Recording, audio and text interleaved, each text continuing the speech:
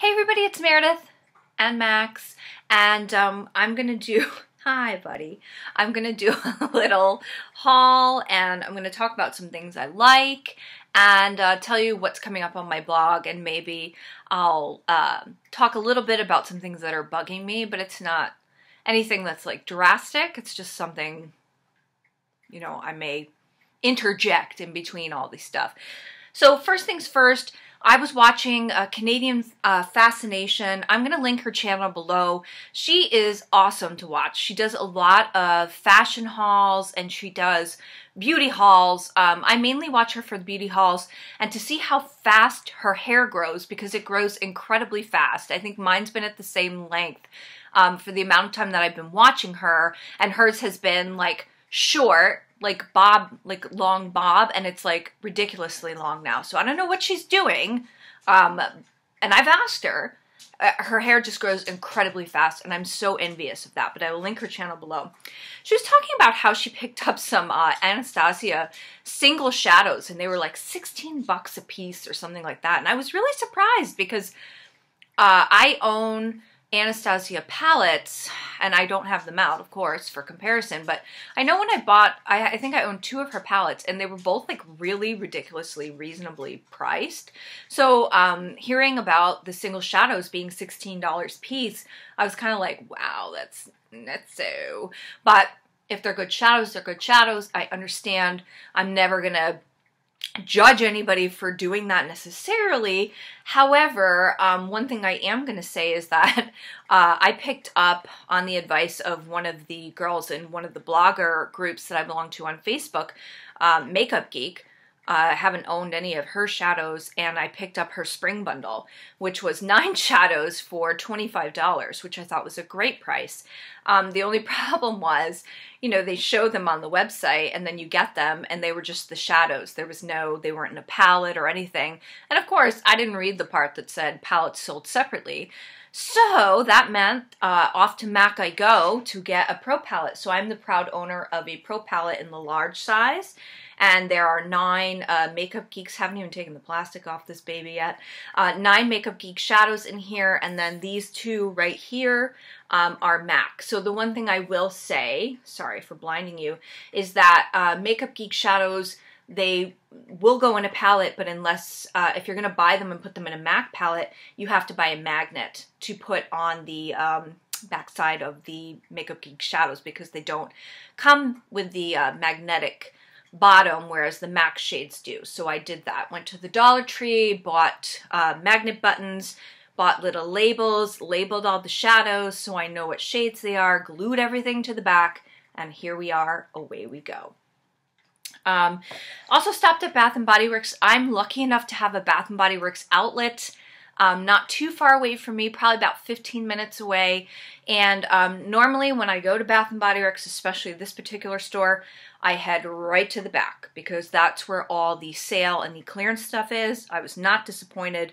I was very sad to know that they are discontinuing the like the New York, the Paris, the Honolulu, the London collection, but I got the New York shower gel and the very last New York Ultra Shea Body Cream, which I like. This is the apple and caramel smell. I used to have the candle, very nice, burned that up very quickly, and now we're done. One thing I forgot to mention that I also got at MAC was the Airstyle fragrance rollerball. One thing I'm going to say about MAC, they don't really, I'm not going to say they don't promote their fragrances, but I feel like they are the underdog. Like they're underhyped. They're not talked about enough. This will be the 3rd, maybe the 4th MAC fragrance I've owned. I bought Raw Honey, or maybe it was Naked Honey. I bought Flower Asphalt from Avid Beauty when she was having a blog sale. I had Turquotic Waters, and now I have Airstyle. So one thing about these, because I believe they're a fragrance blend, I'm going to say that's more like a toilette than a perfume. So you can smell this. I always recommend that you try everything on and wear it for a little while. This goes on and it'll smell fairly strong. when it dries down, that's when you really get the true fragrance. And these MAC fragrances, they dry down amazingly well. I like them better after they dry down than when I first apply them.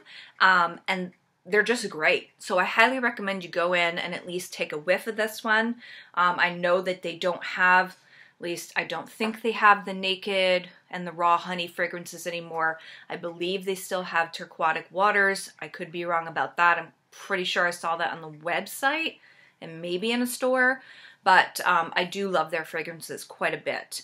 So also, back to Bath & Body Works. They had pocket backs for $1 that only 2 fragrances. I guess they're phasing these out too. Cinnamon Spiced Vanilla and Iced Guava Colada. So since they changed the shape, after I bought all the holders from the old shape, now they've changed the shape, I have 2 new holders and I have these. So, and they have great, like these are something that are great for gifts. They're great for you.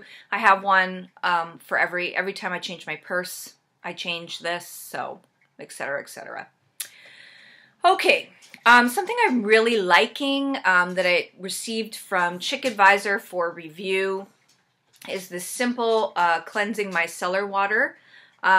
This is wonderful. I've got this along with like 3 other things, and this is probably the product that I like the most. I'm always looking for awesome eye makeup removers. I'm a really heavy mascara wearer, and I like a really thick lash. So having something that takes off my, or at least the majority of my eye makeup in one pass is really important. So I put this on a cotton pad, hold it onto my eye for 10 seconds and wipe. And I'd say 75 to 80% of my makeup is off my eye, which is awesome. And that is Lola. Lola. Unbelievable. Let's see how much further I can get here. And then finally, I did stop at Estee Lauder. I was hoping to find Estee Lauder edit stuff, but that looks like it's a Sephora exclusive. So I stopped at the counter. I looked at the Bronze Goddess, almost bought the Luminizer, thought twice about it because I thought, I don't know if I'm going to use that all the time. Ended up buying the Pure Color Lip and Cheek Summer Glow in 03 Sunburst. Not a color I would usually go for. This is a lipstick, a highlight, and a gloss. Very interesting, really. So it's gold with like a multicolor shimmer. So the gloss, since you can see that, I'll show it to you first. It looks like this. Goes on. Boy, she is something else, I tell you. Goes on like that. Oh, terrible nails, eh? Terrible nails, eh? So, how Canadian of me. And then the other side looks like this. So this isn't something I'd probably use as a lipstick. This, for me, is going to be my, my cheek product, probably. I don't really see this being on my lips unless I layer it and go on top. I'm more of a pink person, but I didn't... This, for some reason, this gloss really appealed to me, and I didn't want to go for just my standard kind of pink, coral, melon. So I think this will work. I'm going to try to work this into some looks. Gosh, it doesn't look like I'm going to get much further than that. So I'm going to stop here while I'm ahead and the barking is at a minimum because it's sure to increase. I'll have to tell you about some of the things that are grinding my gears later. Maybe that will motivate me to do another video tomorrow. So thanks so much for watching. I hope that you've had a great week, and I'll talk to you soon. Bye.